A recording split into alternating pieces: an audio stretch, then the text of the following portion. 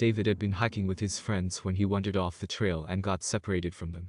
He tried to find his way back, but the trees looked all the same, and he had no idea where he was. He shouted for help, but no one answered. He was hungry, thirsty, and scared. He walked for hours, hoping to find a road or a sign of civilization. But all he saw was more forest. He was about to give up when he saw a clearing up ahead. He ran towards it, hoping for a miracle. And there it was. A beautiful house in the middle of the woods. It looked like something out of a fairy tale. It was 3 stories with a gray roof, white walls, and bright windows everywhere. Surrounding the home were flowers of every color and shape. Lanterns hung from the trees, casting a warm glow over the property. David couldn't believe his eyes. He thought he was dreaming or hallucinating. But he didn't care. He needed shelter and food, so he approached the house cautiously, wondering if anyone lived there. He knocked on the door, but there was no answer. He reluctantly tried the handle, and it opened. David stepped inside and gasped. The house was cozy, warm, and inviting. There was a fireplace in the living room, a bookshelf full of books, a sofa and an armchair, and a rug on the floor. There was a staircase leading to the 2nd floor, where he guessed there were bedrooms and a bathroom. But what caught his attention was the smell of food.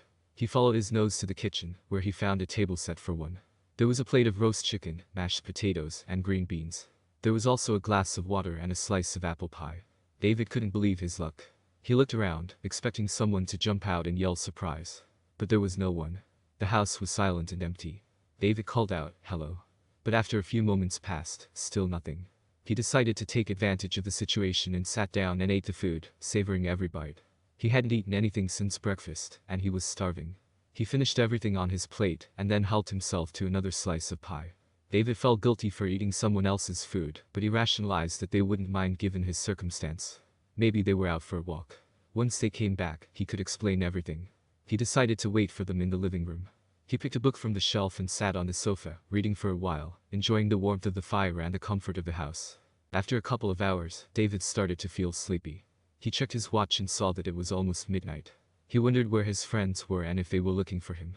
He hoped they were okay. He decided to go upstairs and look for a bed. He climbed the stairs and found 2 doors on each side of the hallway. One of them had a double bed, a dresser, a closet, and a window overlooking the garden. The other one had a single bed, a desk, a chair, and a window facing the woods. He chose the second one. Although he knew it would be rude to sleep in someone else's bed, he was extremely exhausted and needed a good night's rest, so he put his backpack on the floor and lay down on the bed. It was soft and comfortable. He closed his eyes and fell asleep. The next morning, David woke up to the sound of birds singing outside his window. He got up and looked outside. The sun was shining and the sky was blue through the foliage. He felt refreshed and happy, but wondered again if this was all just a dream or hallucination. He went downstairs and found another surprise. The kitchen table was set for breakfast. There were pancakes, eggs, toast, jam, butter, milk, coffee, and orange juice. So much food and it smelled wonderful. David smiled and ate his breakfast with gusto, not questioning it. He thanked the house out loud for its hospitality.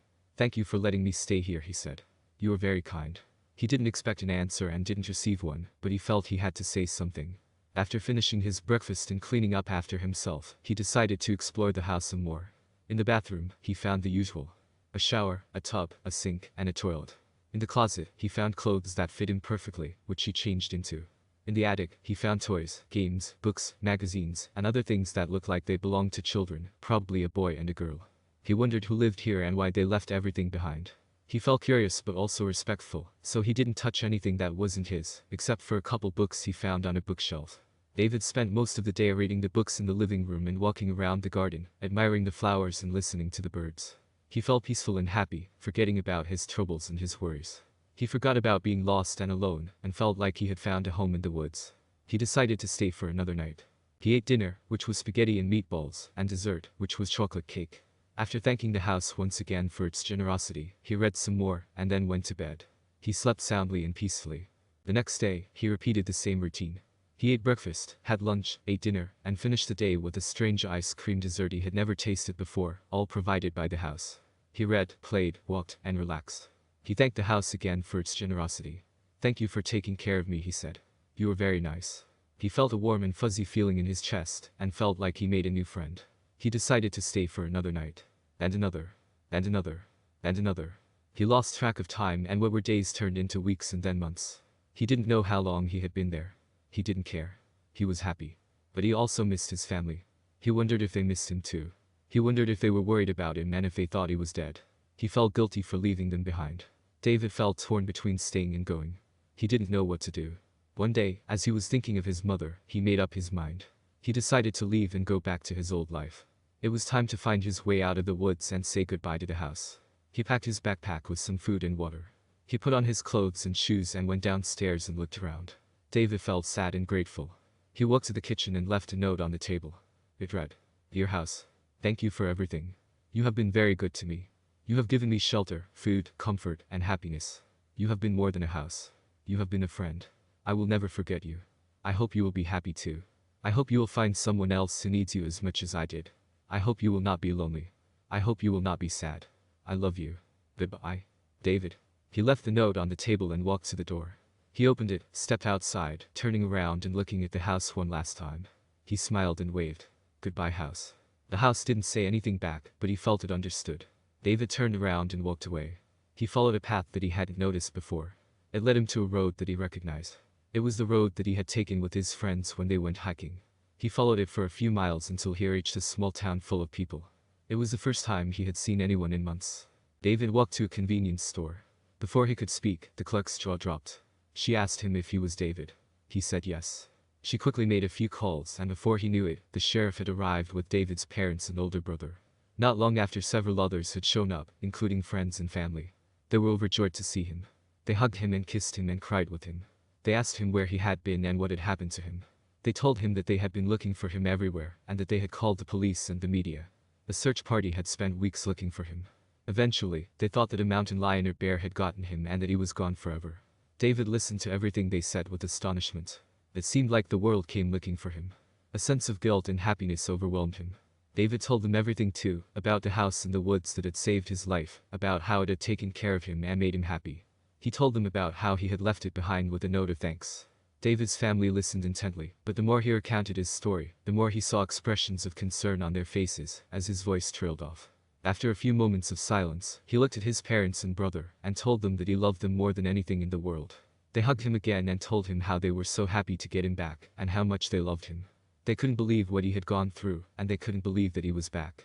A week had passed and the memory of the house seemed more like a wonderful dream than reality. He spent many hours rationalizing what he had seen. Nothing made sense. David couldn't reconcile between what was fantasy and what was reality. He spoke to his family incessantly about his experiences and memories of the house. This went on for weeks. Somehow every conversation turned into a debate about the house. A few months later, David knew he had to go back. He tried to convince his parents and older brother to take him back to the house in the woods. Initially they had objected, but they finally came around and decided to go see the house for themselves. This made David very happy and excited. They drove to the woods with David as their guide. They followed the road until they reached the path that led to the clearing where the house was supposed to be. David felt a sense of anticipation as the memories came flooding in. He remembered the first time he saw the house and the emotions he felt in that instant.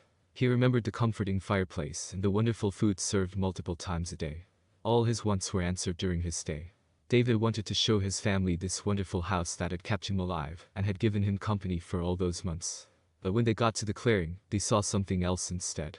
A pile of ashes and charred and smoldering wood. There was melted metal and broken glass everywhere. The beautiful garden was gone, and in its place were blackened flowers and dead trees. Emanating from the remains of the house was smoke and silence. There was no house. There was no garden. There were no lanterns. And there was no magic. There was only destruction and death and sorrow. David couldn't believe his eyes. His dream had turned into a nightmare. He ran to where the house once stood. Under his feet he stepped on smoldering piles of wood and debris. Someone had burned the house down and the garden surrounding it. He turned to look at his family with tears and grief in his eyes, and then back at the ashes and again to his family. The looks on their faces told him everything. Neither his mother nor his father nor his brother could hold his gaze. They looked down as if they had committed a crime.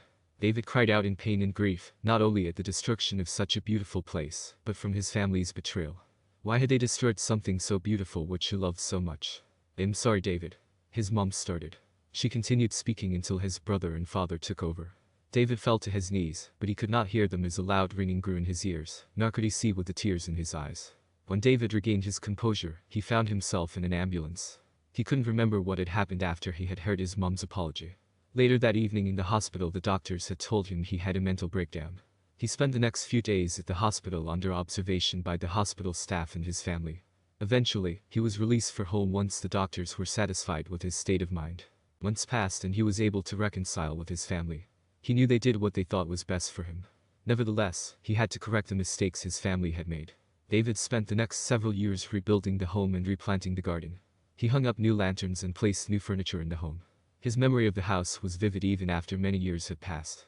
He ensured that every detail was accurate down to the books in the bookshelves and the toys in the attic. He spent the remaining years of his life waiting for the magic to return, and it eventually did. He got married and had children who grew up in the house. They played with the toys in the attic and danced around the garden. They slept in their beds and in the morning had breakfast in the dining table, just as he had many years earlier. His grandchildren spent their weekends in the house and filled the home with life and laughter. When David passed, the lights were turned off for the last time. The home in the woods was left vacant, a beacon of hope for the next weary traveler to stumble upon.